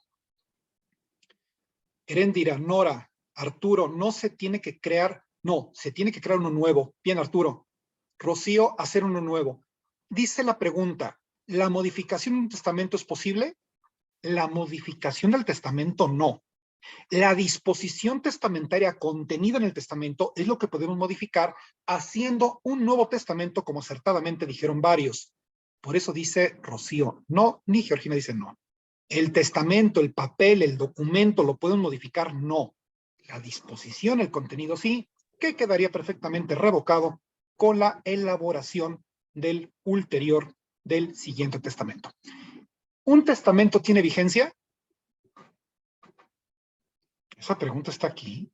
¿Un testamento tiene vigencia? Pues no. Mónica me dice que no, Alfonso no, Maffer no tiene vigencia, dice Michelle, Jorge no, Erendira no tiene, Georgina dice mientras se ejecute, Laura me dice que no, Arturo, Isela, todos estamos de acuerdo en que no, pues evidentemente no tiene ninguna vigencia. Siguiente pregunta. ¿Debo acreditar títulos de propiedad al solicitar un testamento? ¿Necesito llevar yo las escrituras, el testimonio de la casa ahí para que me hagan el testamento? Mónica me está diciendo que no necesariamente, esa respuesta me encantó.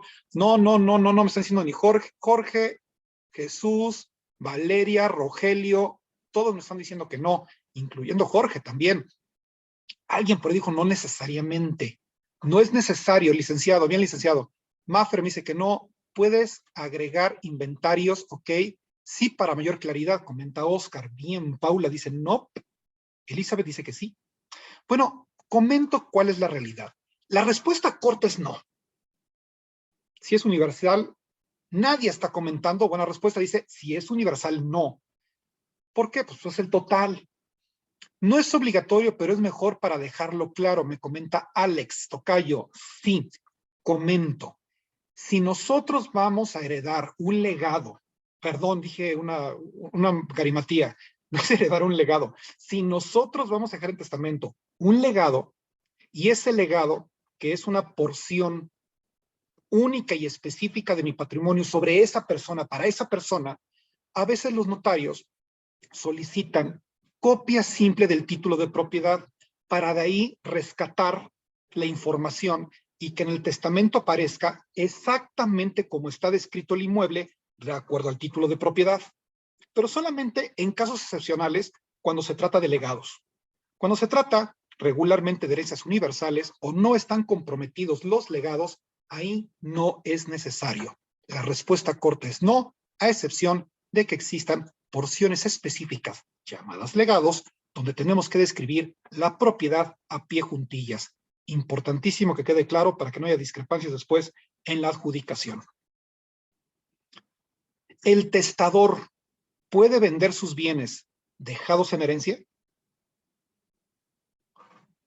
Maffer me está diciendo que sí, claro. Maffer, Octavio, Janet, Jorge, Rosa, Isela, Oscar, Claudia, Heréndira, dice claro que sí.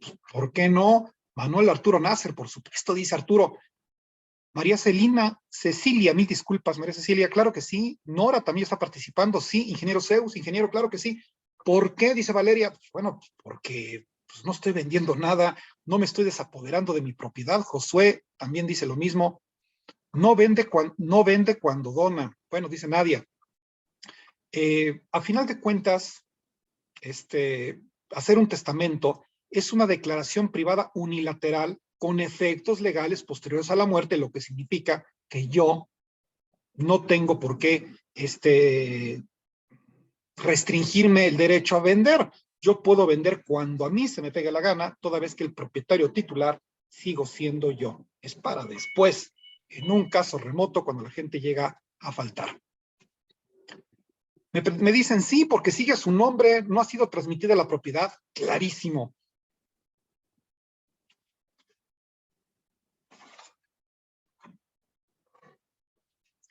¿A quién? Gracias a ti, Rocío, como siempre. ¿A quién se debe elegir como albacea? Pues a quién creen que pueda valer la pena.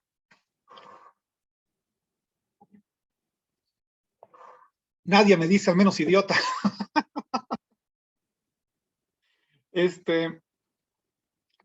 Dice al heredero, al heredero, bueno, claro que sí, es una persona que lo puedes dejar, al albacea, a una persona honorable, al hijo mayor, a la persona con más valores, persona responsable en la familia. Ay, se me fue, no te preocupes, Nadia, no pasa nada. Al hijo mayor, a una persona honorable, al albacea, heredero, ok. Dice Rocío, a un heredero con ética. Esa me gustó, Rocío. Un heredero, que es el que yo acabo de justificar, que es la persona que tiene interés económico en el asunto, y qué mejor que ambas calidades quepan en la misma persona y que aparte tenga ética. Esa respuesta me gustó, Rocío, muy bien. Persona de confianza, claro que sí. Mónica me dice, al más inteligente. Bueno, claro que sí. Rosa María, la que tenga más valores, claro que sí. Jorge Vargas, al más honorable, de acuerdo. A quien el testador elija, en último de los casos, Georgina, tienes toda la razón. A quien uno considere que es la persona adecuada, a la persona que creamos más honrada y responsable, una persona honesta y responsable, dice Laura. Pues rápidamente ya, al más responsable de los herederos, Rocío Vientos, a la persona de más confianza, y es el administrador temporal, por lo que toca la adjudicación, y hasta la adjudicación lo va a hacer. Honorable, persona con ética congruente, al menos canijo. Bueno, también es válido decirlo. Ajá, así es, al menos canijo. Pues sí, yo lo voy a decir en mis términos, en mi calidad de profesor, obviamente, pues a la persona, digamos, menos malintencionada o con menos intenciones negativas que puede llegar a tener definitivamente. De preferencia que no sea heredero, yo diría ahí, ingeniero, de preferencia que sea heredero por el tema del interés jurídico, el interés económico, aunque no necesariamente. Vámonos con otra pregunta. Bueno, la siguiente pregunta es un barco, ¿eh? Javier dice, depende si quien hereda es menor de edad. Claro. Gracias, Javier. El albacea debe ser alguien con la posibilidad de administrar los bienes. Javier, muy buena apreciación, excelente. Pues sí, si son herederos 2, 3, 5 menores de edad, pues obviamente el albacea tiene que ser otra persona, regularmente la mamá o el papá. Bueno, la siguiente pregunta, ya no sé si hacerla o no hacerla. ¿El albacea también puede ser heredero? Que alguien nada más me ponga así, porque ya para... Sí, claro que sí, pum, ya se fue.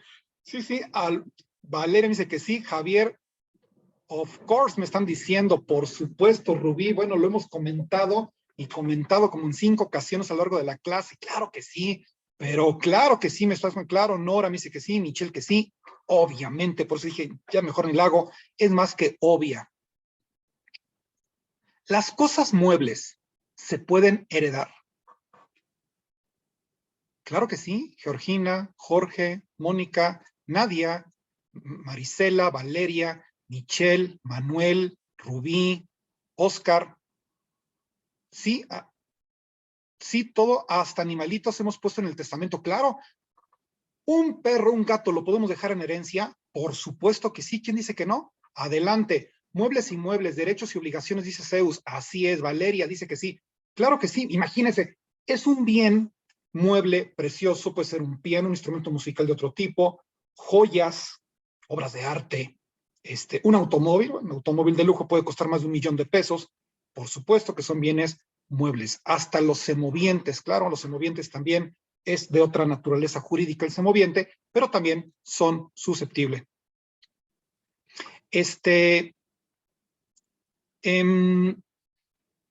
Voy a comentar una anécdota en medio minuto para no ocupar mucho tiempo valioso de la clase. Si ustedes me preguntan cuál es el bien mueble que yo dejé, bueno, que yo redacté en un testamento, y obviamente para un testador, fue una colección de botellas. Una costosa colección de botellas, me parece que eran, no recuerdo bien si eran 600 o 700 botellas, botellas que algunas iban desde el siglo XVIII, siglo XIX, siglo XVIII, etcétera. La colección estaba evaluada en varios millones de pesos. Y bueno, pues en ese sentido, fue un legado especial que se le hizo a una persona. Se tuvo que describir, obviamente, esta colección finísima de botellas. Decían que era una de las colecciones de botellas de vino más importantes de México. Y bueno, justamente, pues me tocó a mí redactarlo. Y son bienes, es un bien mueble, la colección en su conjunto, valuada en varios millones de pesos. Siguiente pregunta y última. ¿Una persona menor de edad puede hacer un testamento? ¿Una persona menor de edad puede hacer testamento? María me dice que no. Mafre me dice que no. Sí. No, Janet me dice que no. Valeria dice que sí. Remax dice que sí. Arriba de 16 años dice Teresa Vientos. No, a partir de los 16, muy bien. Claudia me dice que no. Laura me dice que no. Sí, a partir de los 16 años dice Rubí. Claro que sí. ¿Una persona menor de 16 años puede hacer testamento? Claro que sí. De 16 años en adelante, dice Camilo Rodríguez. Su tutriz, no necesariamente a partir de los 16. Carolina Vientos, bien aplicado eso. Nora me dice que no. Sí se puede, sí es posible, siempre y cuando la persona tenga 16 años cumplidos, dice la ley. A partir de los 16, Hidalgo, a partir de los 14. Licenciado Federico, te agradezco mucho la apreciación. Vamos a recordar que nosotros vivimos en un país con estados libres y soberanos y cada estado tiene sus propias regulaciones. En el estado de Hidalgo yo no sabía eso, licenciado, gracias por compartirlo. En la mayoría de los estados son 16, por cierto, pero siempre es en la mayoría, no son temas absolutos. ¿Un emancipado puede? Sí, sí puede, dependiendo de la legislación y más si tiene 16 años cumplidos. Michelle, rápidamente con tu pregunta. Sí, gracias, licenciado. Es respecto a lo que ahorita está mencionando. Si alguno de los bienes muebles queda debiéndose, ya sea un auto, ya sea algo, ¿quién tendría que cubrir ese adeudo si no se tuviera seguro de vida? Los herederos. Nosotros, ¿en la proporción igual? ¿En la qué, perdón? En la misma proporción, es decir, si por ejemplo a mí me dejaron el auto y se debe y a otro le dejaron la casa, un ejemplo, ¿en la misma proporción se pagan esas obligaciones? Sí, si a ti te dejaron el legado del coche, tú tienes que continuar pagando el automóvil, a menos que ya no quieras seguirlo haciendo. Pero si quieres conservar la propiedad, lo tienes que seguir pagando. En el caso de la persona que le dejaron como legado la casa, lo tiene que seguir pagando si no tuviéramos el tema de los seguros. Si fue una herencia universal y en la universalidad de bienes está el automóvil y está la casa, entonces por partes iguales, de manera proporcional, tendrían que pagar cada uno de los herederos. De esto no estamos acostumbrados a que, híjole, ¿cómo que las deudas se heredan? Dice la ley, se heredan derechos y obligaciones. Ahora bien, no estamos habituados al tema de que ¿por qué voy a contraer una deuda? ¿Por qué? Porque una persona que debe el coche, pues existe un seguro de vida justamente respecto del carro. Que si debe la casa y la está pagando, existe un seguro con el crédito hipotecario. Que las tarjetas de crédito, existe un seguro de las tarjetas de crédito. Todos los pasivos, tarjetas de crédito, crédito de vivienda, crédito automotriz y anexas, hasta créditos directos de los bancos, todos están asegurados. Por eso es súper común que no escuchemos de que voy a heredar la deuda, pero podría llegarse a dar el caso cuando la ley dice derechos y obligaciones. Vamos a dejar hasta aquí el tema.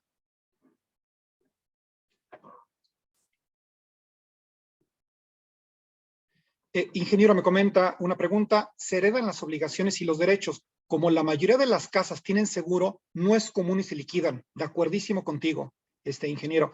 Vamos a una última pregunta. Esta ya no la tengo aquí. Esta pregunta yo la preparé recientemente porque me parece que es una pregunta interesante. Ojo, la pregunta es difícil. Ya es una pregunta muy jurídica, es una pregunta ya muy dirigida para abogados nada más.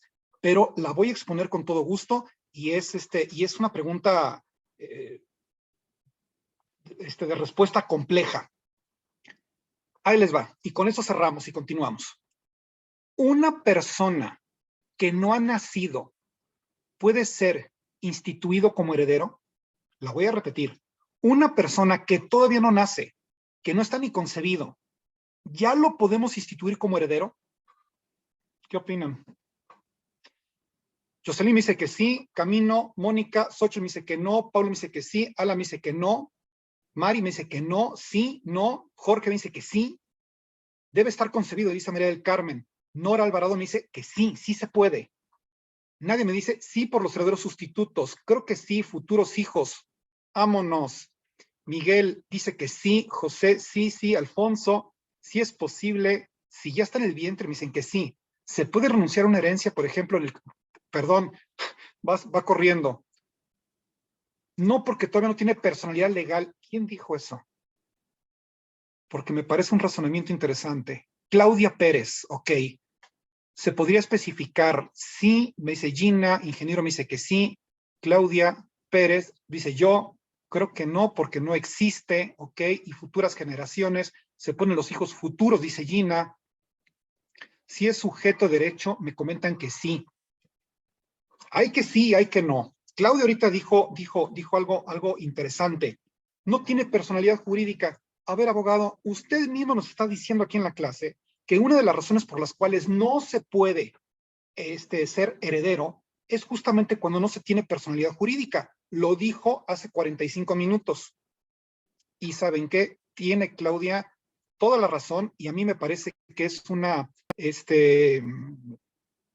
¿cómo decirlo? Es una lógica jurídica muy bien aplicada. Pero ahorita comento. Bueno, siguen más preguntas. Voy a responder primero esta pregunta. La lógica jurídica que hizo Claudia me parece interesante. Por eso hasta dije, ¿quién dijo eso? Porque me parece muy, muy acertado. Sin embargo, una más de José Luis. Después de las 12 semanas de gestión, ya es un no nato. Pues ya es nato. Bueno, la pregunta es, ¿se puede o no se puede? Porque ahora sí estuvo dividido, ¿eh? Cuando las preguntas no son como tan claras y cuando la pregunta está difícil, siempre hay ciertas divisiones lógicas. Hubo un razonamiento bueno, alguien dijo las futuras generaciones, bueno, hubo algunos aproximamientos por ahí, ¿no? La respuesta es, ¿se puede? La respuesta es sí, sí se puede. Y ahorita voy, Claudia, para razonar lo que tú muy bien hiciste. Sí es posible. De que se puede, se puede. Entonces, ¿cómo quedaría la cláusula para entenderlo? ¿Y cómo justificamos el tema de la falta de personalidad jurídica que tampoco hay? ¿Por qué se puede? Por la naturaleza jurídica del testamento. No es un contrato, es una declaración privada unilateral. Eso es todo. Y gracias a la naturaleza jurídica del testamento, es por eso que lo podemos hacer. Ahí está la clave. La cláusula quedaría así. Quedaría así. Dejo como único, vamos a suponer, dejo como únicos y universales herederos de todos mis bienes a mis hijos, Pedro, Juan y Lupe. Así también como los demás, yo llegar a procrear. Así como los demás hijos que yo en el futuro pudiera llegar a procrear. Incluyendo estos últimos mencionados, todos por partes iguales. Y supongamos con derecho de crecer o con herederos sustitutos, como sea. Pero dejo como únicos universales herederos a mis 3 hijos, los nombres de ellos, así también como los hijos que en el futuro yo llegaré a procrear. Si yo llego a procrear otro hijo, resulta que ese hijo, cuando recién nace, no es heredero en ese momento. Está en gestación, no es heredero. Ya nació, no es heredero.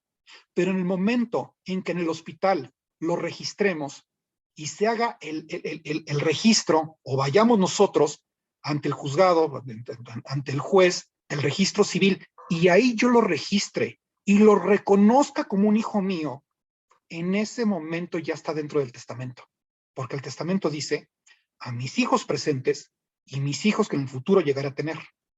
Como es declaración privada, lo puedo justificar de esa manera. Ahí está la razón, el por qué, y ahí está el por qué la personalidad jurídica se supera. En este caso, no tiene personalidad, pero cuando yo voy al registro civil y lo reconozco, entonces sí, ya la tiene. Jorge Gámez me pregunta, ¿los hijos fuera del matrimonio tienen los mismos derechos que los del matrimonio para heredar? Sí, absolutamente. De hecho, Jorge, me acuerdo que hace años, y te estoy hablando de los, no me acuerdo, de los 70, yo creo, de los 60, más para atrás, antes había diferencias con los hijos, se conocían como hijos naturales, los que son fuera de matrimonio, e hijos legítimos, los que están dentro de matrimonio. Actualmente la ley, después de una revisión de esa legislación, determinaron que todos los hijos, así estaba, todos los hijos son parejos, todos los hijos somos parejos para todo, y en consecuencia, los hijos dentro de matrimonio y los hijos fuera de matrimonio tienen idénticos derechos que los que están dentro de matrimonio. Son sus hijos a final de cuentas. Mariana me dice, gracias, ok. Michelle Chogwal me dice, perfecto, muchas gracias, muy claro la información, gracias Michelle. Rosa María, aunque, licenciado Alex, ¿qué tipo de derecho? Licenciado Alex me dice, ¿qué tipo de derecho estudió? Su conocimiento inspira. Nora, muchísimas gracias por tu comentario. Yo estudié la carrera de Derecho y me especialicé en Derecho Civil. En Derecho Civil y ejerzo con mucho cariño, con mucho gusto, el Derecho Civil con especialidad en familia. En materia familiar, como también ejerzo el Derecho Inmobiliario. Yo me especialicé en 2 áreas, el inmobiliario y también el Derecho Civil en materia de familia. Gracias, Nora, por tus palabras. Vamos a continuar con la clase. Vamos a ver qué horas son, porque ya tardé poco. Bueno, 6:56.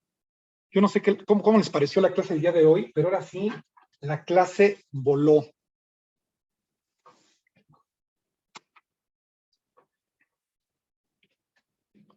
Bueno, vamos a continuar. Vamos a continuar con nuestra exposición. 4 minutos. Nosotros llegamos hasta el final siempre del tiempo que nosotros tengamos. Vámonos con el tema de la sucesión.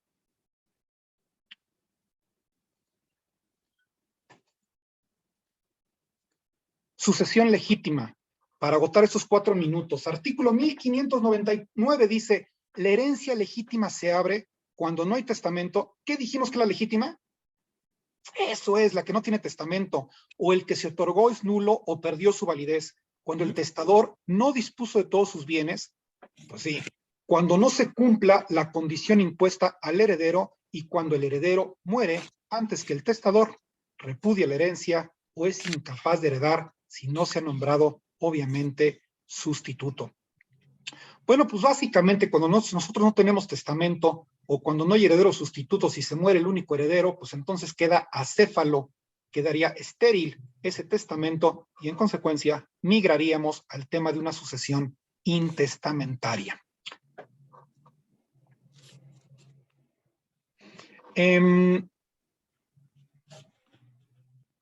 Voy a comentar antes de irnos a la siguiente diapositiva, que creo la siguiente diapositiva ya la vamos a ver la siguiente clase. Solamente quiero comentar que los parientes más próximos excluyen a los más remotos. Los parientes más allegados, pues siempre excluyen a los parientes más remotos, y los parientes que se hallaran en el mismo grado heredarán por partes iguales, como en su momento también vimos al inicio de esta clase. Mari Carmen me pregunta, ¿los hijos no reconocidos pueden exigir derechos en el testamento? Sí, a condición de que primero se reconozcan. Yo, por ejemplo, soy un hijo no reconocido de mi papá, ¿sabes qué? Pero nos hacemos una prueba de ADN. Afortunadamente la ciencia ha avanzado tanto que gracias a las pruebas de ADN ya viene el reconocimiento, no por parte del padre, pero sí el reconocimiento legal, y se acredita con eso la filiación que hay entre padre e hijo. Sí es posible, siempre y cuando podamos nosotros superar la limitación del reconocimiento. Alma me pregunta, es que es muy bueno explicando. Muchas gracias, Alma. Excelente clase. Mil gracias, licenciado. Muchas gracias. Sí, están todas las clases muy buenas. Muchas gracias. Muy bien, todo como siempre. Muchísimas gracias por tus comentarios.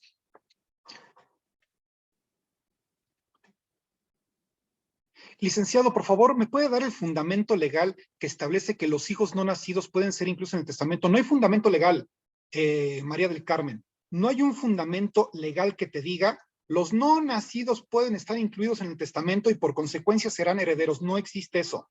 Sin embargo, la ley pero hay dos consideraciones. Uno, la ley no te lo limita. La ley no te lo prohíbe. Y donde la ley no distingue, nosotros no tenemos por qué distinguir. Y segundo, nace de la propia naturaleza jurídica del testamento, del por qué esto sí es posible. Muy amena, me comenta Mariana, muchas gracias, genial, excelente, muchas gracias por sus palabras. Así se llegara a heredar una deuda, ¿se puede revocar? Depende del caso concreto, Ana Gabriela, del que estemos hablando. ¿Se puede renunciar a una herencia? Por ejemplo, me dice Manuel, en el caso de que te hereden un carro y deja más de tenencia que el propio valor del coche, claro, nada más no la aceptes. Nada más no la aceptes en este caso, Manuel, y claro que sí.